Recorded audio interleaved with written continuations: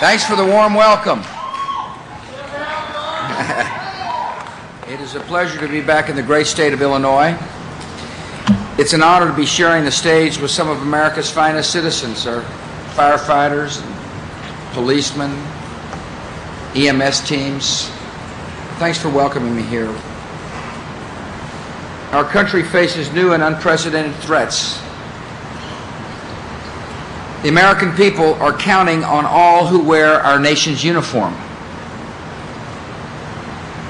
We're counting on the brave men and women of our armed forces who are serving in distant corners of the world.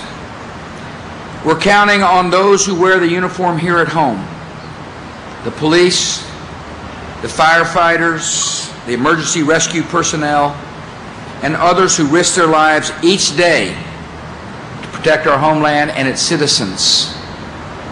The nation is proud of your service. We're grateful for your sacrifices.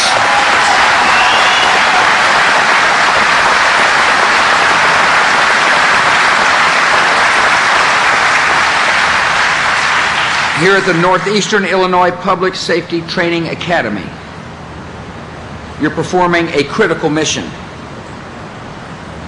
I've just seen an impressive demonstration of the training that you provide to protect our communities from acts of terrorism. You're showing the commitment of our nation. We will work tirelessly to disrupt and prevent terrorist attacks. And if an attack should come, America will be prepared.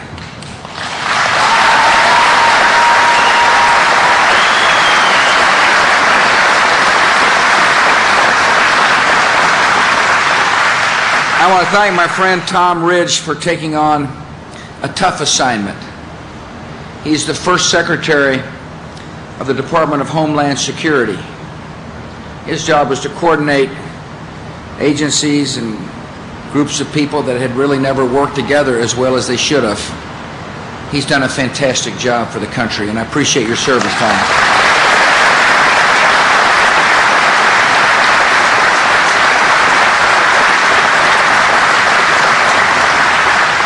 I appreciate Al. Thanks for having us. Thanks for your leadership here, and I want to thank Bob Leahy as well, who's the director of NIPSTA.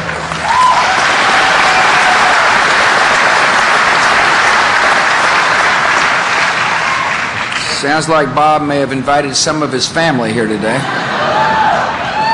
Yes. I want to thank my friend Congressman Mark Kirk, who represents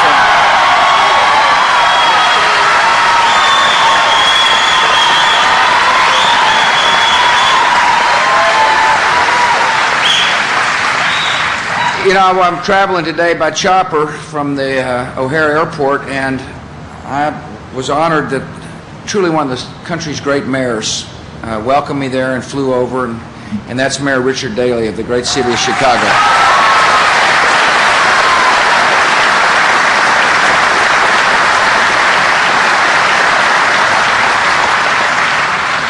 I want to thank Mayor Larry Carlson from Glenview for joining us. Mr. Mayor, thank you for coming.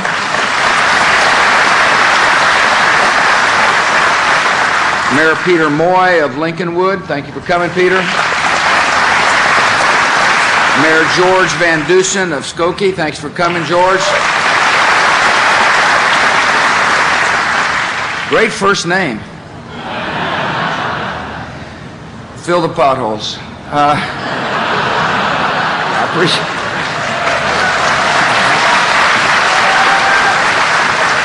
I appreciate all the state and local officers who are here, as well as the first responders. Thanks for having me.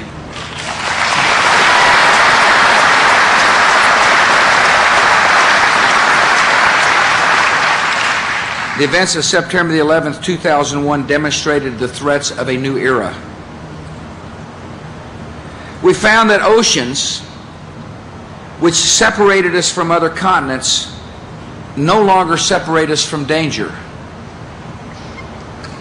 We saw the cruelty of the terrorists, and we glimpsed the future they intend for us. They intend to strike the United States again. They're seeking increasingly powerful weapons that would allow them to kill our citizens on an unprecedented scale. That's the reality of the world we live in today. We didn't ask for it. It came to our shores because of what we believe in. It came to our shores because we're the beacon of freedom, and we're not going to change.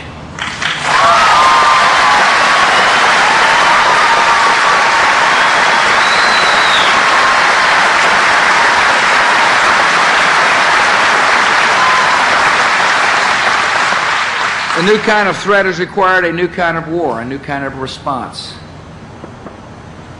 And we're prosecuting the war on many fronts.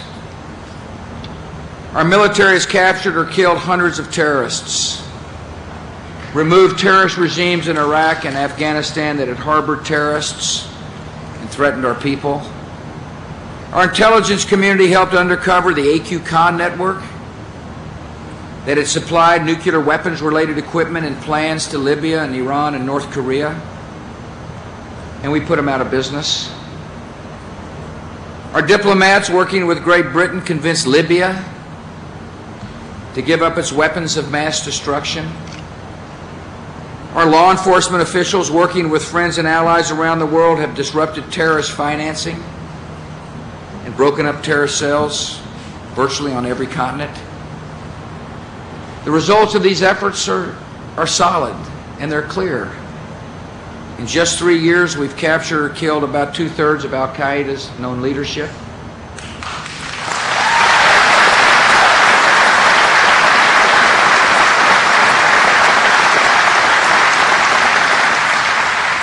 We've removed 2 terrorist regimes from power and convinced a 3rd to voluntarily disarm. We helped eliminate the world's most dangerous nuclear trading network.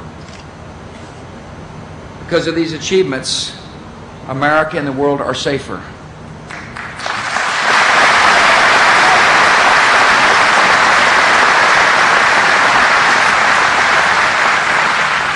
As we conduct the war abroad, we will always remember where it began, here in our homeland. We will not permit the terrorists to find sanctuary or safe haven, especially not within our own borders.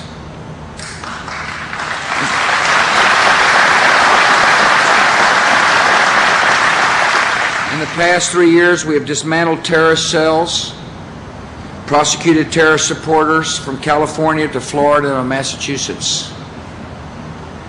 In Lackawanna, New York, we broke up a terrorist cell whose members had trained in an al-Qaeda-affiliated camp near Kandahar, Afghanistan. In New Jersey, we indicted a man who was trying to sell shoulder-fired surface-to-air missiles for the purpose of downing a U.S. commercial airliner.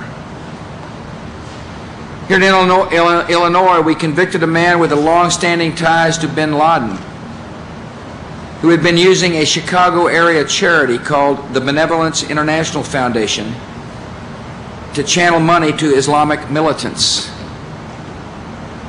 Today, because we're on the offensive against terrorist networks, the American people are safer. But this does not mean that our nation is fully secure. In a vast, free society such as ours, there is no such thing as perfect security. And no matter how good our defenses are, a determined enemy can still strike us. Terrorists only need to be right once. We need to be right every single time.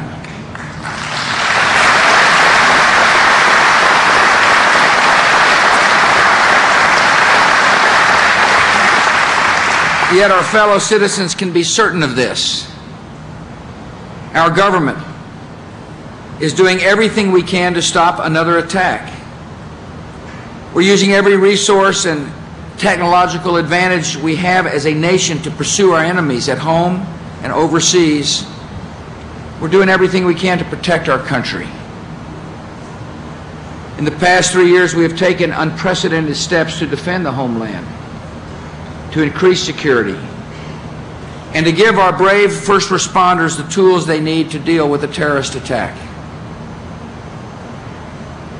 On September the 11th, 2001, there was no single department of government charged with protecting the American homeland.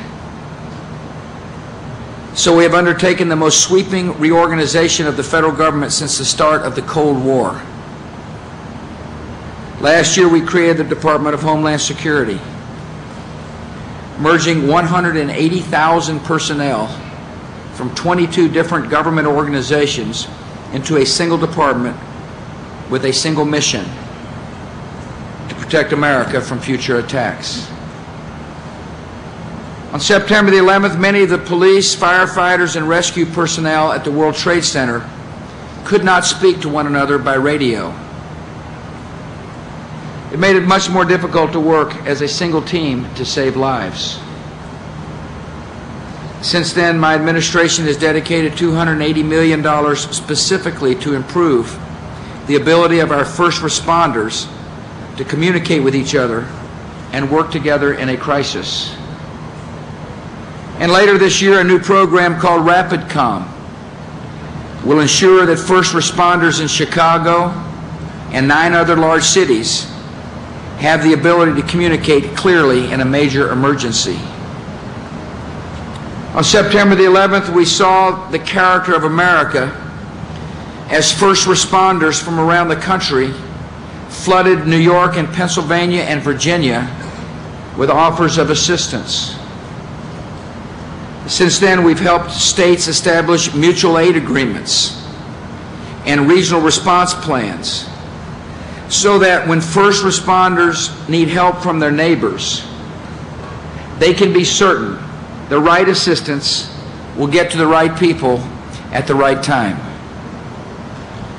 Before September the 11th, the federal government sent threat information to local authorities by fax machines.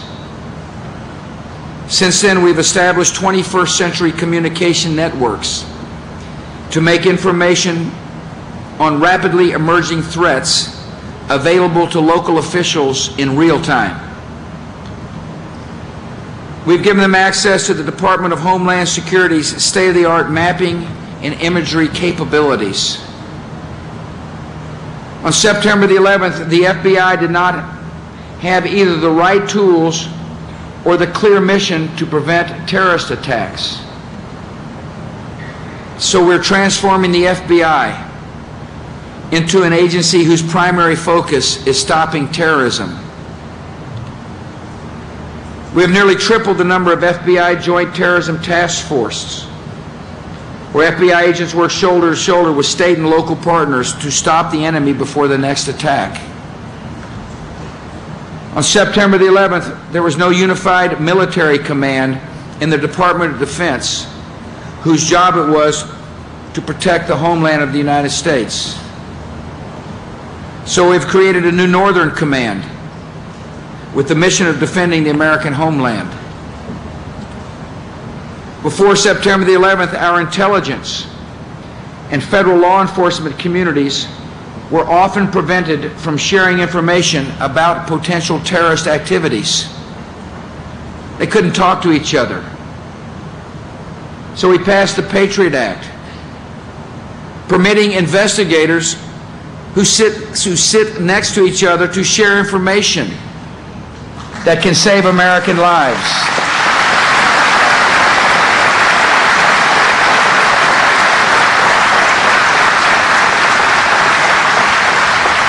On September the 11th, the federal government often did not share classified information with local law enforcement, the ones most likely to first encounter terrorists and disrupt their planned attacks.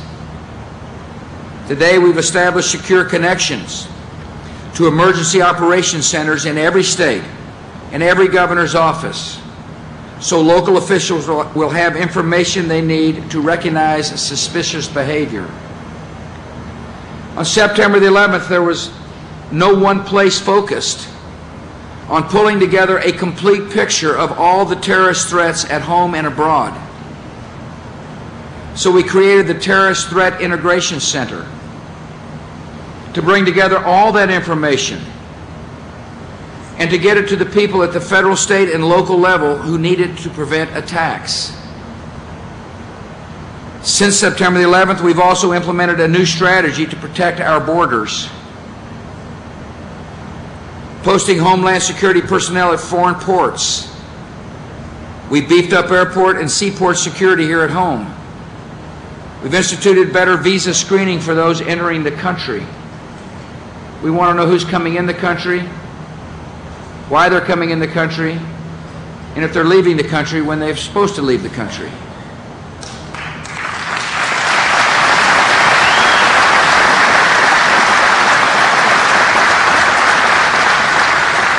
We've instituted new measures to protect critical infrastructure, including America's communication system and transportation networks.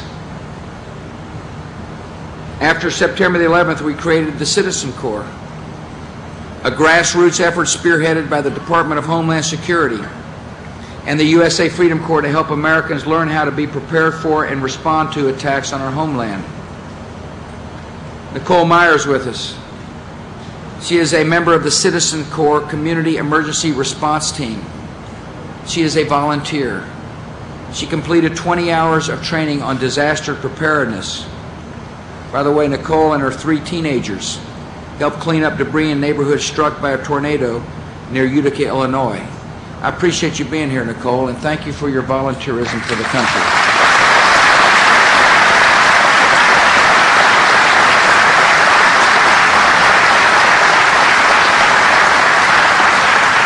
Yeah, thanks for bringing Gerhardt. That would be the husband. Since September of 2000, my administration has provided more than along with the Congress, I might add, has provided more than $13 billion to equip and train America's state and local first responders. We've sent nearly $1.5 billion to help the first responders of the state of Illinois. Those funds have helped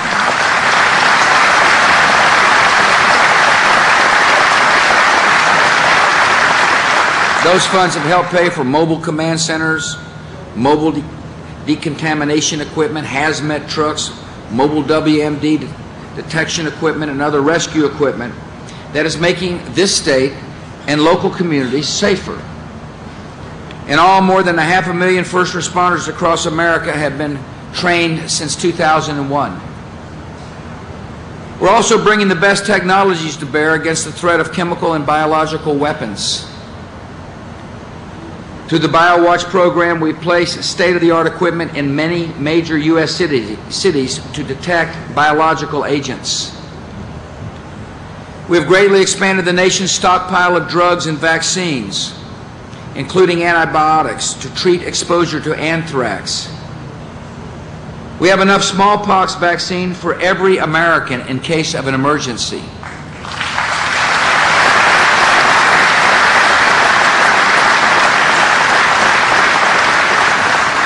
At the National Institutes of Health, we have increased our investments in biodefense medical research and development to more than $1.6 billion a year. That's nearly a 3,000% increase since 2001. Yesterday, I signed into law the Project BioShield Act to speed the development of new vaccines and treatments against biological agents that could be used in a terrorist attack. Project BioShield authorizes $5.6 billion over 10 years to develop and stockpile the best and latest medical countermeasures for anthrax, for botulinum toxin, for Ebola, and for plague.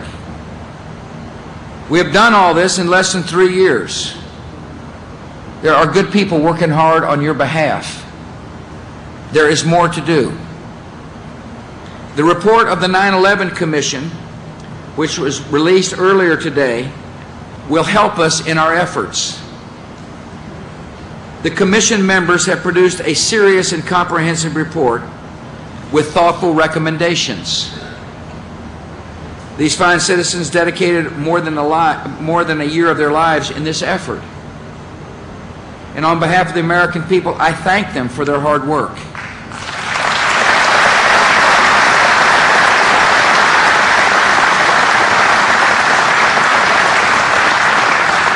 I agree with their conclusion that the terrorists were able to exploit deep institutional failings in our nation's defenses that developed over more than a decade. The Commission's recommendations are consistent with the strategy my administration is following to address these failings and to win the war on terror. But the job's not done. And this report will help our country identify even more steps we can take to better defend America. The Commission has suggested a number of reforms to improve our intelligence capabilities so we can better anticipate emerging threats. We will carefully study all their proposals, of course. We agree that better coordination between the various intelligence agencies is needed. We agree that more human intelligence is needed. Because we know the best way to figure out what the enemy is thinking is to get to know the enemy firsthand. We agree that we need to improve the technology at our disposal and develop capabilities that allow us to track our enemies anywhere in the world, 24 hours a day, 7 days a week, 365 days a year.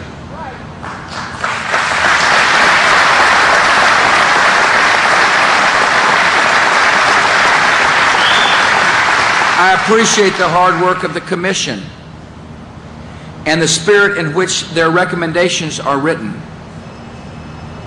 We will give serious consideration to every idea because we share a common goal: to do everything in our power to prepare for and to stop any terrorist attack. The new threats of the 21st century, they're dangerous and they're frightening. But America has the resources and the strength and the resolve to overcome them. And here at home, we're not going to give up. We're not going to weaken. Our resolve is firm. We have a duty to the American people.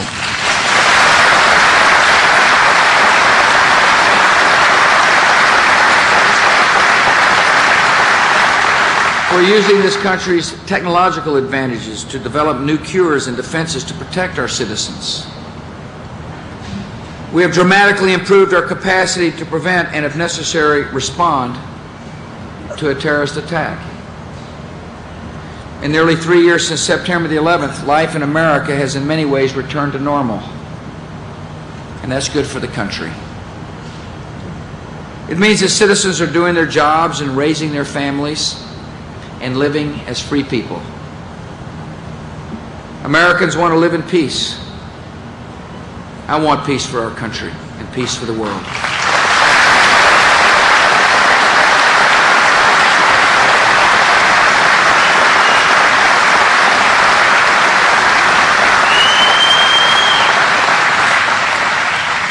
Yet we have not forgotten what happened to our nation on that day. We must do everything we can to prevent an even bolder and deadlier attack. We'll never let our guard down. Americans will always remember the courage we saw on that day as well. The unselfish heroism of police and firefighters and rescue personnel who rushed toward danger to save lives.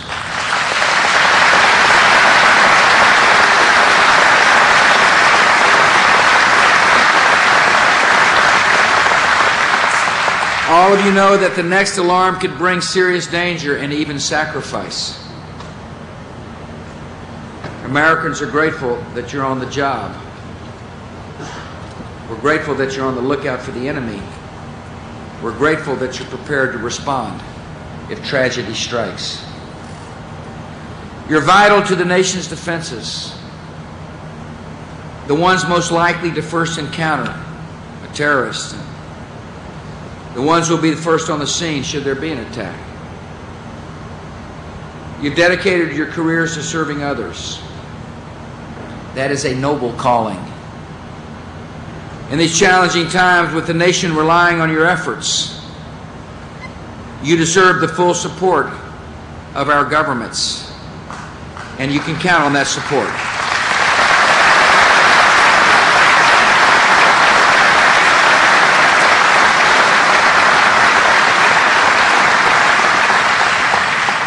It's an honor for me to be here with those who defend us and protect us. May God bless you and your families, and may God continue to bless our great country. Thank you for coming.